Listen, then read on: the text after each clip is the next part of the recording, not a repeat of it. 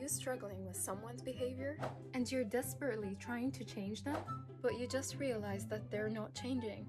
So, how exactly to fix someone? The answer is we can't. 我有我自己的原则，我不想一辈子让人踩在脚下。 I have my notebook right here, and we're going to talk about 8 important points in this video. So first of all, why do we try to fix people? It might be because of the savior complex. We're constantly feeling that we're responsible for other people's emotions and feelings, and we feel like we need to save them. And why is that exactly? Because we fear losing someone if they don't change. We're basically fearing that we would have to move on for a next person if that person didn't change. We fear losing them. It also might be because we're tying our self-worth to how helpful we are for other people, especially the people that we love. And that is because our childhood patterns, because maybe we're used to solve our parents' problems. For example, if you're constantly seeing your father and mother fighting, or like your older brother with your older sister, and you're trying to fix between them always, like you try to solve the problem, that basically trains you to have the savior mindset that, oh, I can't handle it all. So we basically become someone who's so responsible for everyone else's feelings while we're actually not.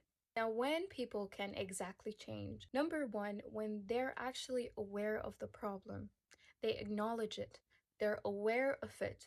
And number two, when they actually want to change, they're aware of the problem and they acknowledge it and they have the desire to change. Okay. Also, the motivation comes from within, not from an external pressure. Okay, maybe we can support each other, maybe we can motivate each other, but the original motivation comes from within the person himself or herself. If they did not have this internal motivation to fix themselves, you're basically just pressuring them by trying to advise them. So now, if the person is aware and acknowledged the problem, and they actually have the desire to change, and they have the motivation, then that requires time and efforts. We need to give that person time, and we need to be so patient with them. That is the only way where people can actually change. Now, how to differentiate between support and fixing? Supporting means that you're walking with someone. You're not dragging them. Fixing feels like you're dragging someone, you're forcing them to do something. And the person feels like you're forcing them to do something, while actually supporting, just saying that I'm gonna be with you no matter what. But fixing means you have to do this, let me do it for you. You're basically just pressuring that person, and you're making them not want to fix themselves anymore, even if they had this motivation, because they're feeling that they're pressured and they're forced to do something. Now, why do people exactly reject change? First of all, they reject change because it's uncomfortable. It's unfamiliar for them. They are used to a certain idea for like a decade or more, and you suddenly come up to them and tell them, No, what you're doing is wrong. You don't have to do this, you have to do that. it's like you're forcing them to get out of their comfort zone to do something that they're not usually or like used to do just because you think it's right. People do not see the problem the way we do. So if you see someone doing something wrong and you go up to them and tell them, this is not how you do it, don't expect instant results. Because change is so uncomfortable, they cannot change themselves in a day or two or even months. And also what makes them struggle more to change or to fix themselves is that admitting the problem means accepting responsibility. and be for real. Do you want to accept more responsibilities in your life? No. None of us really ready to accept more responsibilities. We already have enough responsibilities in our life. So admitting the problem is kind of scary, because that means that, oh, I'm gonna take more responsibilities onto me and I have to fix something again. Obviously, that will make us uncomfortable to admit the problem and to change ourselves. Maybe your ways of trying to fix them is what actually stopping them from trying to do the right thing. Now let's talk about the emotional damage fixing people causes.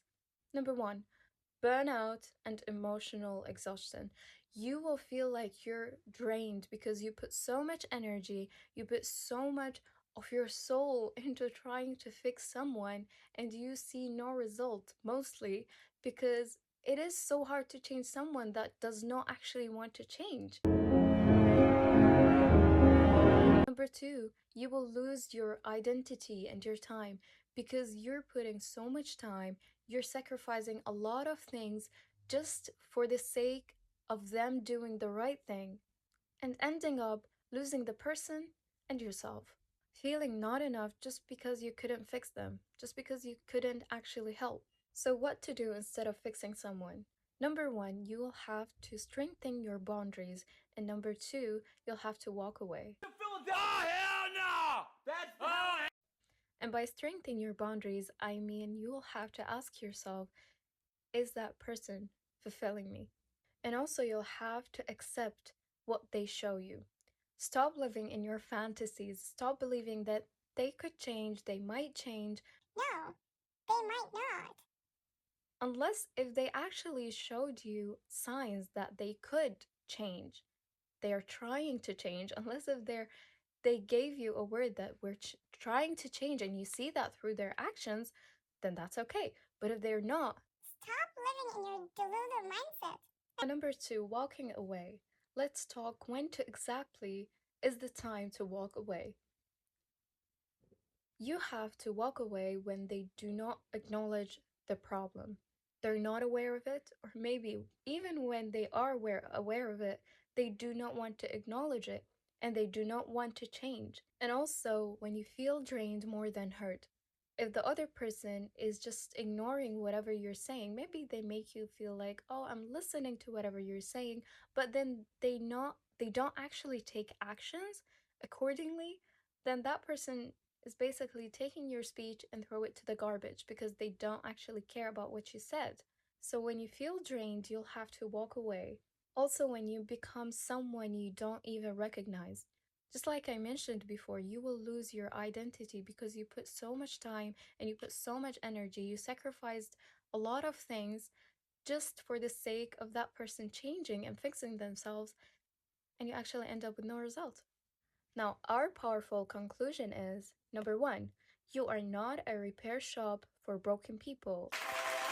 You can love someone deeply and still choose yourself. Your job is to support, not to sacrifice your sanity. And that brings us to the end of the video. finally inner peace. Please tell me, guys, if you like this video, comment down below. Also, tell me if you want to hear me speaking about other topics more. So there was only a little curtain separating us while she's having her makeup done, and I started like going, I don't think I can do this. And yeah, thank you so much for listening.